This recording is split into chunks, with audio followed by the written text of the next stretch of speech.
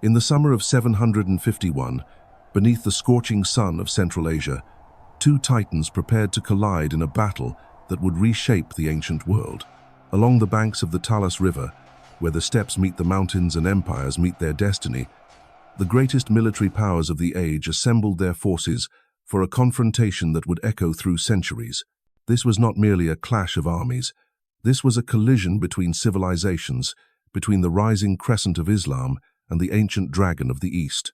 The fate of the Silk Road, the future of continents, and the course of human history itself hung in the balance on those dusty plains. The year 751 marked a moment when the world stood at a crossroads. From the golden halls of Chang'an, the Tang dynasty commanded an empire that stretched from Korea to the edges of Persia. Their armies had marched triumphant across mountains and deserts, their banners flying over countless conquered cities. Yet, from the west, a new power had emerged from the sands of Arabia, carrying with it the fervor of a fresh faith and the ambition of unlimited conquest. The Abbasid Caliphate had just torn down the old order, seizing power from the Umayyads in a revolution that shook the Islamic world to its foundations.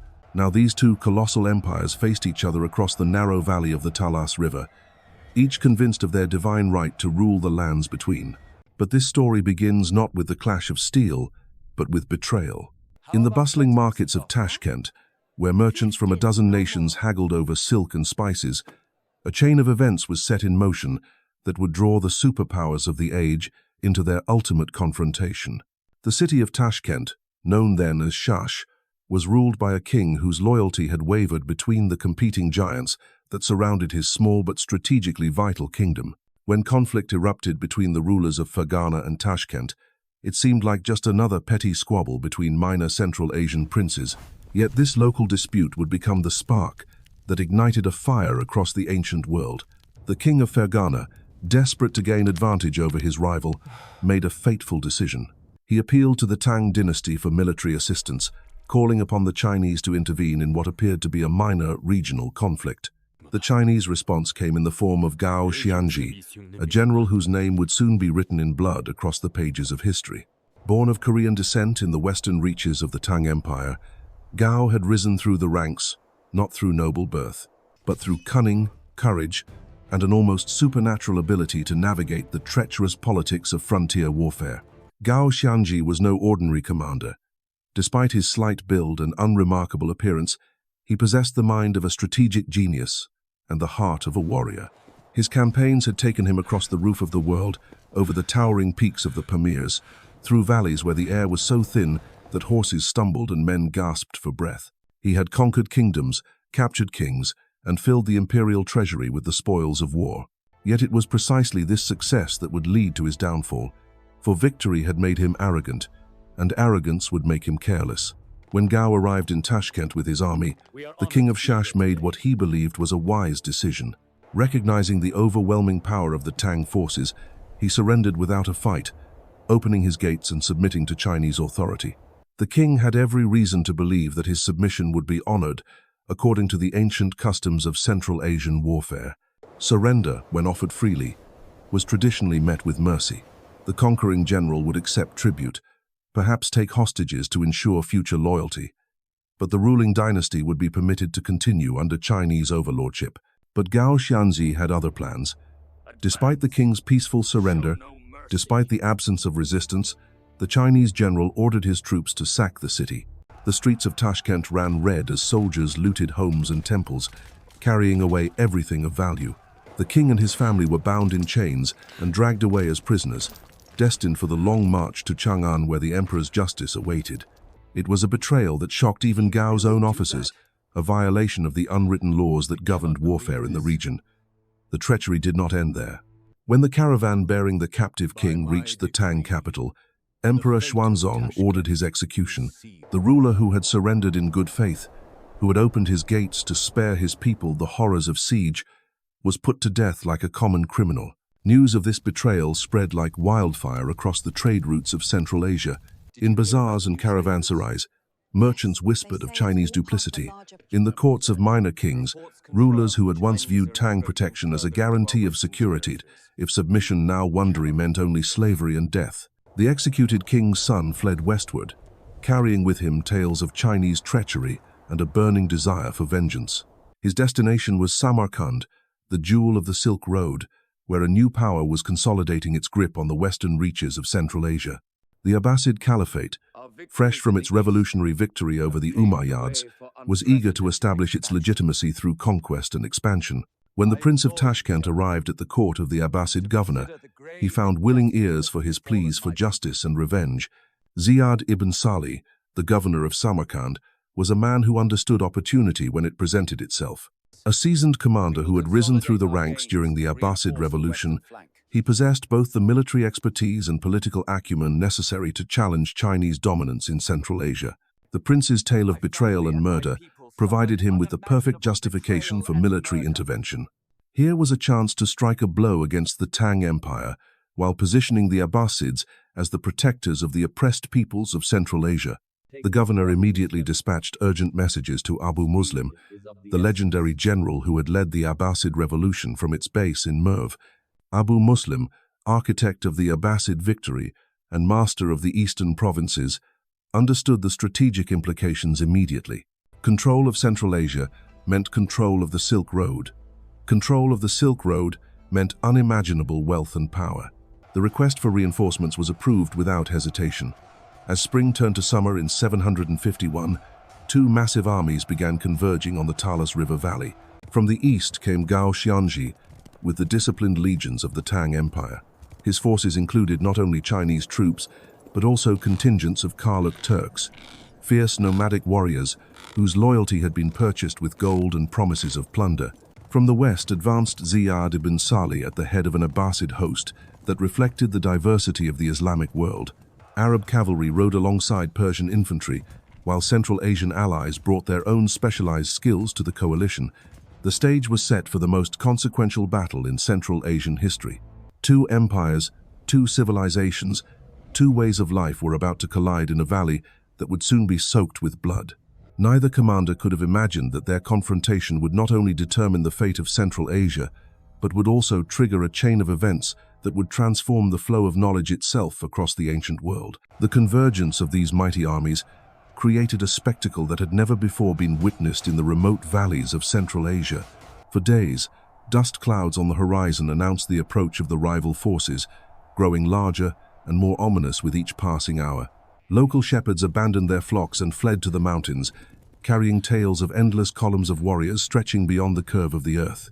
The very ground seemed to tremble under the weight of tens of thousands of marching feet, the thunder of hooves, and the rumble of supply wagons laden with the tools of war. Gao Xianzhi arrived first, his scouts having identified the strategic value of the ground near the Talas River. The Chinese general deployed his forces with the precision that had made him famous throughout the empire. His core strength lay in the disciplined ranks of Tang regulars, professional soldiers whose training and equipment represented centuries of military evolution. These men carried crossbows of devastating accuracy, their bronze-tipped bolts capable of piercing armor at ranges that left enemy archers helpless. Supporting them were units of heavy cavalry, armored lancers whose charges had broken enemy lines from Korea to Kashgar. Yet the bulk of Gao's army consisted not of Chinese troops, but of Karluk Turkish allies. These nomadic warriors brought skills honed on the endless steppes, where survival depended on mobility, cunning, and the ability to strike without warning. Their recurved bows could loose arrows with lethal precision from horseback, and their intimate knowledge of the terrain made them invaluable scouts and raiders. But their loyalty was a fragile thing, bound more by immediate advantage than lasting bonds of allegiance. When Ziyad ibn Salih's forces finally appeared on the western horizon, they presented a sight that must have given even veteran Chinese officers pause. The Abbasid army was a living testament to the diversity of the Islamic world, a coalition that spanned continents and cultures. At its heart marched the Arab warriors who had conquered half the known world in less than a century. These men carried with them not just weapons of steel, but the burning conviction that they fought for a divine cause. Their battle cries echoed across the valley, proclaiming the greatness of their faith and their determination to spread its influence to the ends of the earth. Alongside the Arabs rode Persian cavalry, heirs to an ancient tradition of mounted warfare that stretched back to the days of Cyrus and Darius. These horsemen brought with them tactics and strategies refined over millennia of conflict. Their knowledge of siegecraft and battlefield engineering proving invaluable to their new Islamic masters. Central Asian allies added their own specialized skills to the mix, bringing intimate knowledge of local conditions and the loyalty of tribes who had suffered under Chinese rule. For 3 days, the armies faced each other across the narrow valley, each commander studying his opponent and waiting for the perfect moment to strike. The air grew thick with tension as soldiers sharpened weapons, checked armor, and made their peace with whatever gods they served. Priests and imams moved among the ranks, offering blessings and prayers, while officers inspected formations and refined their battle plans. The Chinese deployed in the traditional formation that had served them well across countless campaigns. Their crossbowmen formed the front ranks, protected by large shields and supported by reserves of arrows that seemed inexhaustible. Behind them stood the heavy infantry, professional soldiers whose discipline had been tested in 100 battles. The Karluk cavalry occupied the flanks, positioned to exploit any breakthrough or counter enemy attempts at encirclement. Across the valley, Ziyad arranged his forces with equal care. His Arab spearmen formed dense formations in the center, their long weapons creating a forest of steel points that glittered in the summer Sunday. Persian cavalry waited on the wings, ready to charge when the moment presented itself. Central Asian auxiliaries filled the gaps, their diverse weapons and fighting styles, adding unpredictability to the Abbasid battle plan. When the battle finally began, it opened with a thunderous exchange of missiles that filled the sky with death. Chinese crossbows released their bolts in disciplined volleys, each salvo precisely timed to maximize casualties among the enemy ranks. The accuracy of these weapons was legendary, and the first few volleys took a terrible toll on the advancing Abbasid forces. Arab archers, armed with more traditional bows, found themselves outranged and outmatched by their Chinese counterparts. But Ziyad had not risen to command through recklessness. As his archers fell back behind the protection of the spearmen, he ordered his infantry forward in a massive assault, designed to close the distance and neutralize the Chinese advantage in ranged combat. The clash, when it came, was tremendous, a collision of shields and spears that sent shock waves across the battlefield. Men grunted and strained against each other, pushing with all their strength while stabbing over and under their shields. For hours, the battle raged without decisive advantage to either side. The Chinese crossbowmen continued to thin the enemy ranks whenever gaps appeared in the fighting, while the disciplined Tang infantry held their positions with grim determination. The Abbasid spearmen pressed forward with religious fervor, but found themselves unable to break through the wall of Chinese shields and steel. The turning point came not from superior tactics or divine intervention, but from treachery that caught even the experienced Gao Xianzhi completely by surprise. As the battle reached its climax on the 4th day, with both armies exhausted but neither willing to yield, the Karluk contingent that formed the majority of the Chinese force made a decision that would echo through history. Whether through prior arrangement with the Abbasids or simple opportunism in the face of a stalemate, the Karluk warriors suddenly turned their weapons against their Chinese allies. The attack came from behind, striking at the most vulnerable moment when the Tang forces were fully committed to their frontal assault. Chinese soldiers who had been advancing confidently suddenly found themselves surrounded, attacked from front and rear by enemies who knew their formations and weaknesses intimately. The betrayal was devastating in its completeness. Within moments, the disciplined Chinese battle line dissolved into chaos as units found themselves isolated and overwhelmed. Officers shouted contradictory orders as they struggled to understand what was happening, while common soldiers fought desperately against enemies who seemed to appear from everywhere at once. The careful formations that had been the foundation of Chinese military success for centuries crumbled under the weight of treachery and surprise. Gao Xianzhi, veteran of countless campaigns, recognized the disaster unfolding around him with the clarity that comes only to truly experienced commanders. The battle was lost, his army was being destroyed, and survival now depended on immediate and decisive action. Around him, his staff officers were already falling to Karluk blades, while the advancing Abbasid spearmen closed in like a tightening noose. The Chinese general's escape from the catastrophe became a legend in its own right, a tale of heroism and sacrifice that would be remembered long after the political consequences of the battle had faded into history. Li Siye, one of Gao's most trusted subordinates, gathered what remained of the armored cavalry and launched a desperate charge designed not to win the battle, but to cut a path through the encircling enemies.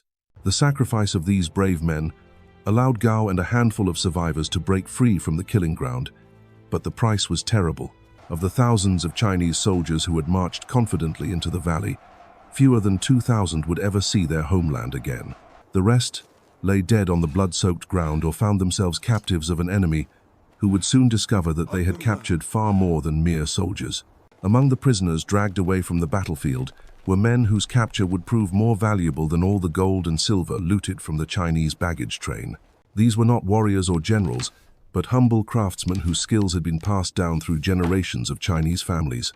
They were papermakers, masters of an art that had remained a closely guarded secret of the Middle Kingdom for over 6 centuries. In the hands of these captive artisans lay knowledge that would revolutionize the Islamic world and eventually transform human civilization itself. Ziyad ibn Salih was no fool.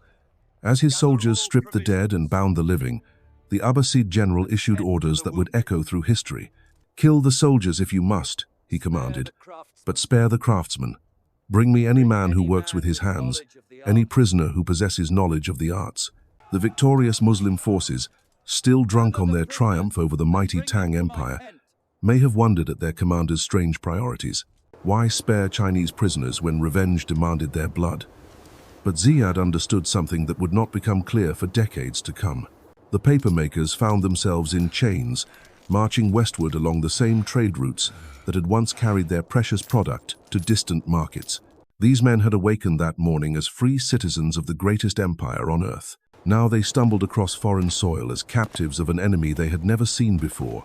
Yet in their minds lay secrets that would prove more powerful than any weapon wielded on the battlefield of Talas. They carried with them the knowledge of how to transform simple materials into sheets of writing surface so superior to parchment and papyrus that it would revolutionize human communication. The process these craftsmen guarded was deceptively simple yet impossibly complex. They knew the precise mixture of mulberry bark, hemp fibers, and cotton rags that created the perfect pulp. They understood the delicate balance of water and timing that determined whether the finished product would be strong or weak, smooth or rough. Most importantly, they possessed the subtle skills that could only be learned through years of apprenticeship under master craftsmen who had jealously protected their trade secrets for generations. As the prisoners were distributed among their captors and sent to various cities across the Abbasid realm, some found themselves in Samarkand, that great crossroads of the Silk Road where East met West in an endless exchange of goods and ideas. Here, in workshops that had once produced only rough textiles and crude writing materials, the Chinese papermakers were put to work under the watchful eyes of their new masters. What began as forced labor would become one of history's most consequential transfers of technology. The first sheets of paper produced in Samarkand were crude affairs, lacking the refinement of their Chinese predecessors. The captive craftsmen, working with unfamiliar materials and under the constant threat of punishment, struggled to recreate the perfection they had once achieved in their homeland workshops. But gradually, as months turned to years, they began to adapt their ancient techniques to local conditions. Central Asian mulberry bark proved different from Chinese varieties, requiring adjustments to processing times and chemical treatments. Local water sources contained minerals that affected the final product, demanding further modifications to traditional methods. Yet slowly, inevitably, the quality improved. The papermakers, perhaps hoping to earn better treatment or simply driven by professional pride, began to produce sheets that rivaled those created in the imperial workshops of Chang'an. Word of this miraculous new writing material spread through the markets and madrasas of Samarkand like wildfire. Scholars who had struggled with the expense and scarcity of parchment suddenly found themselves able to acquire writing material at a fraction of the traditional cost. The implications were staggering. In a world where knowledge was literally written in gold due to the astronomical cost of writing materials, the availability of cheap paper represented nothing less than a revolution. Books that had once been treasures affordable only to the wealthiest nobles could now be copied and distributed to common scholars. Libraries that had contained perhaps hundreds of volumes could suddenly expand to hold thousands. The very nature of learning and scholarship began to transform as knowledge became accessible to broader segments of society. But the Abbasid rulers were not content to keep this miraculous discovery confined to Samarkand. Recognizing the strategic and economic value of paper production, they established workshops in Baghdad, Damascus, and other major cities of the Caliphate.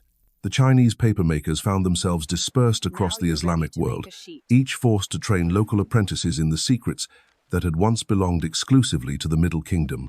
What had begun as the forced labor of war prisoners evolved into the systematic transfer of one of humanity's most important technologies. The economic impact was immediate and profound. Paper production centers became magnets for scholars, scribes, and merchants from across the known world.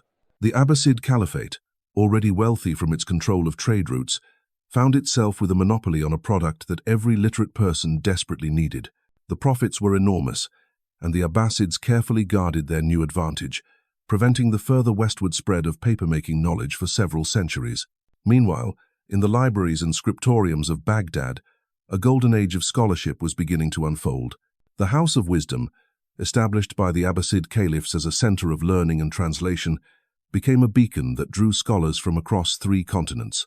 Here, surrounded by thousands of books made possible by cheap paper, Muslim, Christian, and Jewish scholars worked together to preserve and expand human knowledge.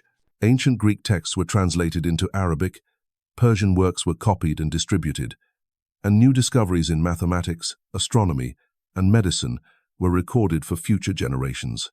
The Chinese prisoners had inadvertently triggered an intellectual revolution that would reshape the Islamic world and eventually reach far beyond its borders. Universities emerged in cities across the Caliphate as the availability of books made formal education practical for larger numbers of students. Legal scholars, too, could now afford extensive maintained libraries of precedents and commentaries. Poets and historians found eager audiences for their works as the cost of publication plummeted. Scientific knowledge, once confined to small circles of elite practitioners, began to spread more rapidly as researchers could afford to acquire and share texts describing the latest discoveries. Yet even as paper production flourished in the Islamic world, the Chinese maintained their silence about the disaster at Talas. Official histories minimized the defeat, attributing it to the treachery of barbarian allies rather than acknowledging any fundamental weakness in Chinese military doctrine. The loss of the papermaking secrets was not even mentioned in most accounts, perhaps because court historians failed to grasp its long-term significance. To them, the battle represented merely another frontier setback, regrettable but not catastrophic in the context of the empire's vast territorial holdings. This official silence meant that news of the technological transfer was slow to reach other parts of the world. European merchants and scholars, already disadvantaged by their distance from the great centers of learning, remained dependent on expensive parchment and papyrus for centuries to come. The Byzantine Empire, despite its extensive trade connections with the Islamic world, failed to acquire papermaking technology until much later.